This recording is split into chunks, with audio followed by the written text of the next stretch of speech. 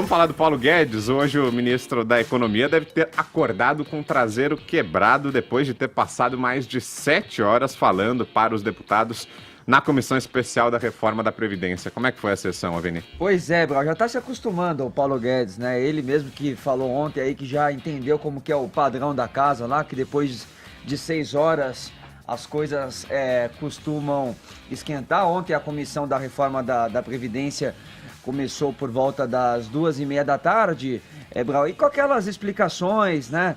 Corriqueiras já sobre alguns pontos da reforma. O Paulo Guedes estava ali acompanhado também com os secretários executivos, tudo para explicar ali para os parlamentares alguns pontos do projeto, sobre a importância da reforma da Previdência. Mas, como o Guedes já esperava, Vitor Braun, depois de 6 horas começaram ali algumas faíscas com os deputados da oposição. Nada como um Tigrão e Tchutchuca, mas teve ali também algum certo barulho. Tudo começou com o Ivan Valente, do PSOL, que acabou acusando o Paulo Guedes, Vitor Braun, de crime de responsabilidade fiscal. Por quê? Porque o Guedes não quer divulgar por hora o valor da transição da reforma da Previdência no que se refere ali à capitalização.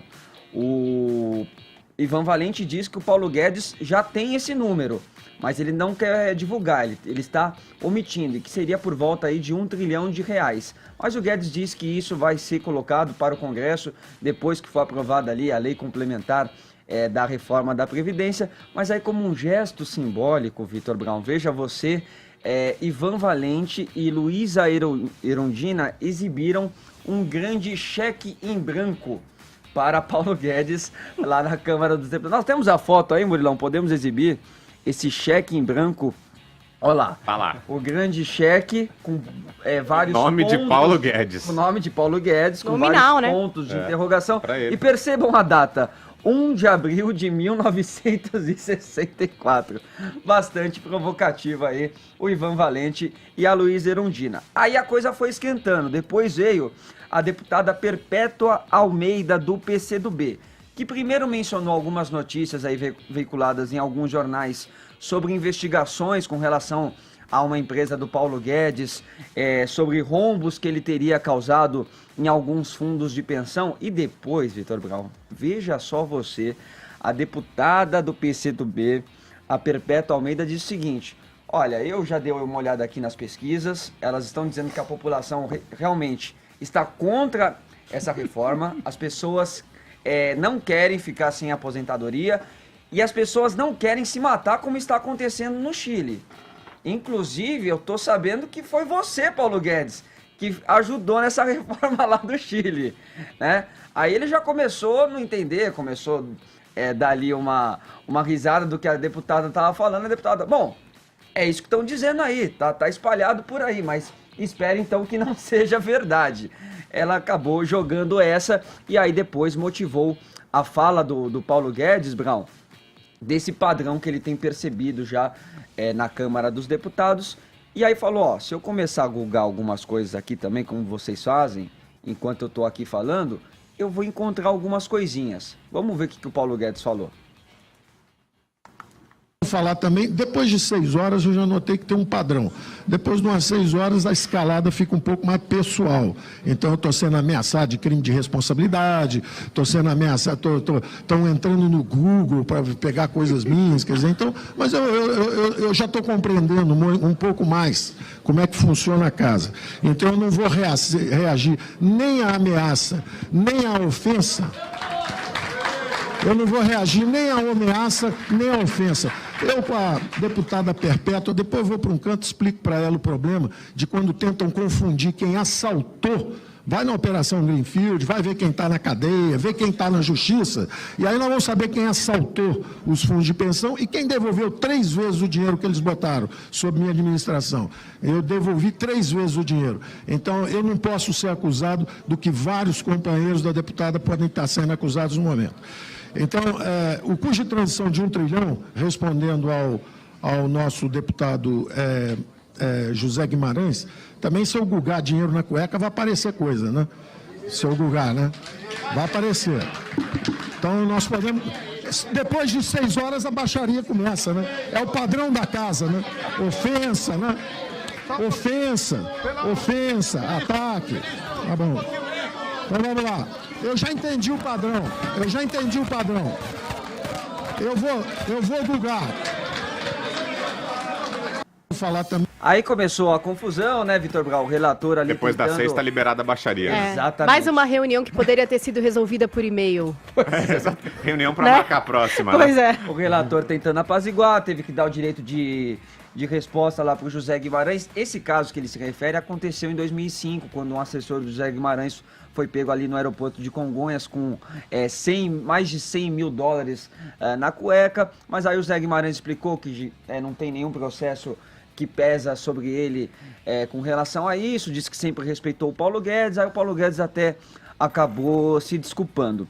Antes da gente ver uma outra fala do Paulo Guedes direcionada à oposição, Vitor Brau, uma outra parte que acabou também chamando a atenção foi quando ele colocou essa culpa também da roubalheira que aconteceu nos últimos anos aqui no Brasil nos servidores públicos. A fala dele foi o seguinte: o funcionalismo público não é culpado, mas também não é inocente. A função deles é tomar conta das coisas públicas.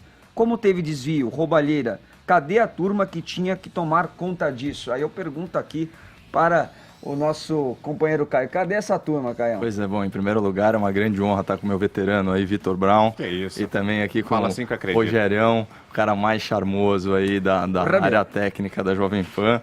Bom, vamos lá, Vini. É sempre um prazer, né? A gente lava a alma vendo os políticos sendo colocados nos seus devidos lugares aí pelo nosso ministro Tigrão, Paulo Guedes, né? Como você bem disse, né? Cadê a turma que tinha que tomar conta disso? Então vamos fazer a nossa cutucada nossa de cada dia para o presidente da Câmara, o senhor Rodrigo Articulação Maia.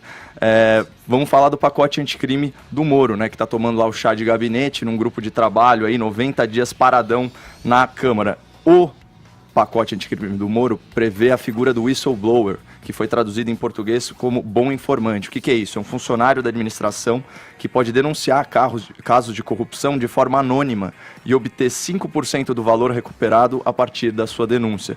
Portanto, é um incentivo econômico para delatar chefes, subordinados e pares e colegas que roubam o povo brasileiro. Isso já resolveria uma parte do problema apontado pelo ministro Paulo Guedes, né, que é a conivência do próprio funcionário público, né, que se omite em delatar esse tipo de situação quando não é beneficiário dele. Isso rola muito.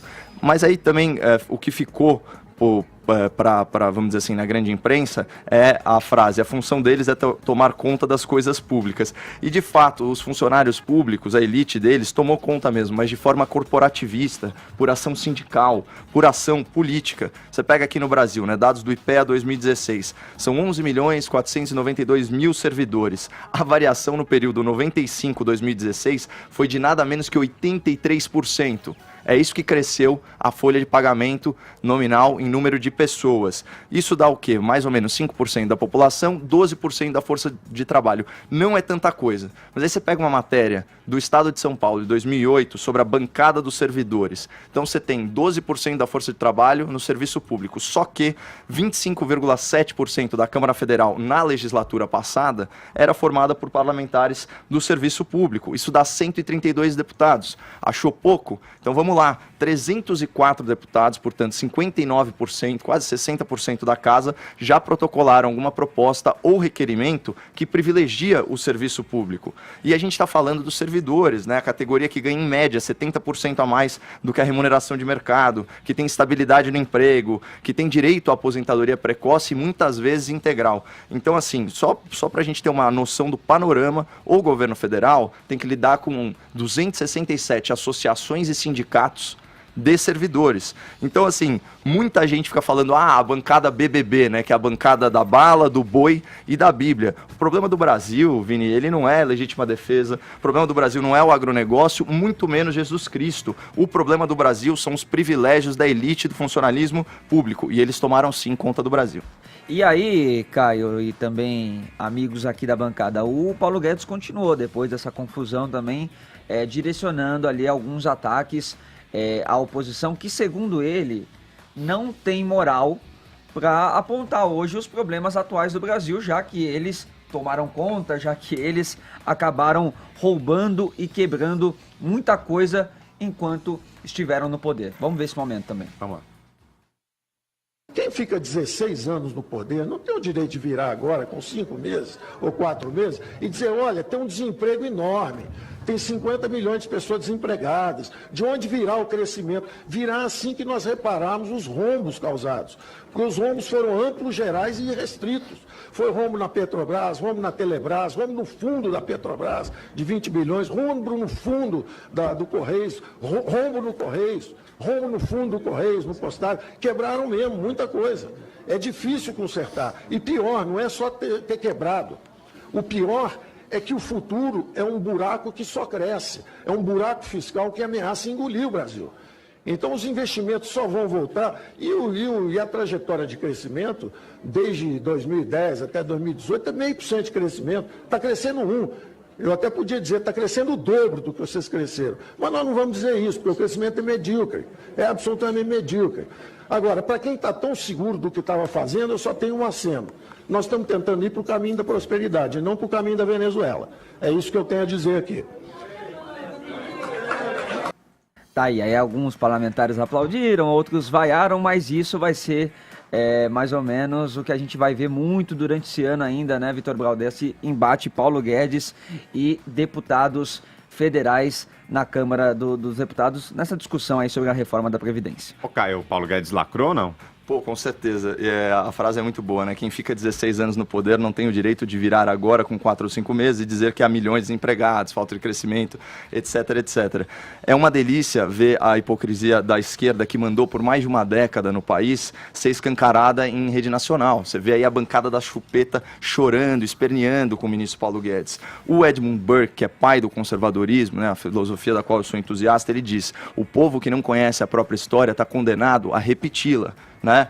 E o PT, por definição, que é por definição fanatizado, acredita em Lula livre, acredita em impeachment é golpe, todas essas narrativas, é aquela famosa, é como diz o meme, né? A famosa cartomante com Alzheimer. Sabe tudo o que vai acontecer nos próximos anos, mas se esqueceu do que aconteceu na última década e meia. É fundamental, Brown, a gente relembrar o que foi o PT, até para dar a dimensão correta das coisas. A comparação, ela é uma ferramenta útil para entender realidade.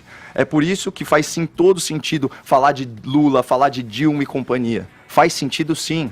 Não é ficar preso ao passado. Quem não entende o passado não vai compreender direito o presente.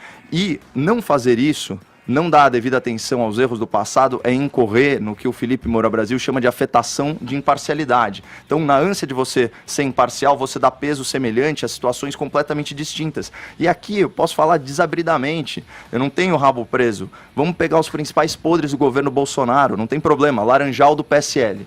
Laranjal do PSL, 10 milhões de fundo eleitoral, 3 milhões para a cota feminina, 1 milhão sob suspeita. Você pega a campanha da Dilma Rousseff, delação do Palocci, é 1,4 bilhão de reais. Maior esquema de propina. Mesma coisa, se vai miliciano. Ah, a família do Bolsonaro condecorou o miliciano e empregou parente no gabinete. Beleza. E o caso Celso Daniel? Tá? Ou Queiroz, que é aquele clássico, né? Tem um esquema de caixinha no gabinete do filho do presidente, aquela movimentação atípica de 1 milhão e 200 mil reais. Tá bom. E o Petrolão? Né? Que é o esquema de propina estatal, 42 bilhões de reais de prejuízo, é 10 milhões de prejuízo por dia. Então, é o seguinte, a gente tem que dar para as coisas a devida importância. E aí, quando vem, né, a boiada vermelha não se aguenta. E o Queiroz, e o Queiroz, O que está acontecendo com o Queiroz? Ele está sendo processado pelas leis aprovadas ou endossadas no lulopetismo e pela bandidolatria que está do DNA da nossa legislação penal. Então, assim, a gente não pode nunca aliviar os erros do presente. Apure-se, condene-se. Eu quero que esses podres sejam todos investigados e punidos. Agora, se a gente esquecer os erros do passado, que foram piores, maiores e causaram um prejuízo infinitamente maior, a gente está num caminho muito perigoso.